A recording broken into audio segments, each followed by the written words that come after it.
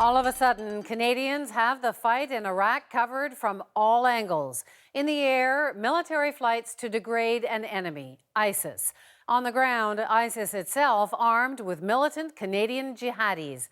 And tonight, a bizarre new twist. When those fighters go into battle now, they might very well come face to face against fellow Canadians. Senior correspondent Adrian Arsenault explains.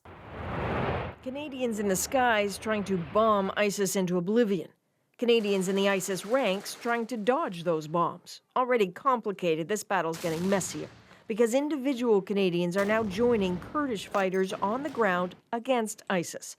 Former Canadian Forces members created the first North American Expeditionary Force, are appealing to volunteers willing to pay their own way and trying to support them with gear and contacts. One Canadian volunteer in Alberta who wants his identity withheld has also been working with something called the ISIS Hunting Club.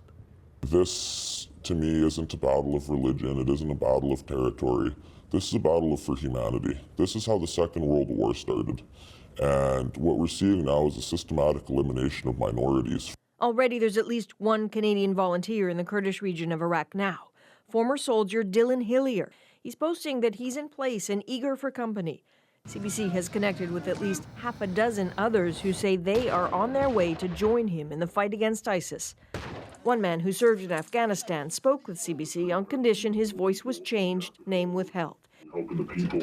He knows he may encounter Canadian jihadists and says he's ready. That's the enemy, in my opinion. They're good, they're bad. That's an evil group, and if so be it, if I come across an ISIS member that is Canadian, and he's shooting at me, I will shoot back. Are these Canadians breaking the law? It is not illegal for Canadians to fight in a foreign war unless they're fighting for a banned entity or fighting against a Canadian ally. In theory, this crop of soldiers should be okay, only there's a catch. If among the Kurdish troops they're joining there happen to be a few Kurds from a group called the PKK, then the Canadians are in a world of trouble because Canada considers the PKK a terrorist organization. So there's a risk that any individuals who come into contact, even inadvertently or indirectly with the PKK, could in fact be falling afoul of supporting a terrorist organization or a listed terrorist entity in the Canadian context. So it's not, I don't think it's a clear-cut legal issue. It's so tangled. What if they're captured by ISIS or injured? What sort of responsibility would Canada have? The would-be members of the Expeditionary Force have talked about it. Some answer with a dark bravado. Well, if it comes down to personally, always have one round left over for yourself if you don't want to get captured by these guys. Nothing simple about any of this. Personally, politically, militarily, the fight against ISIS is ugly.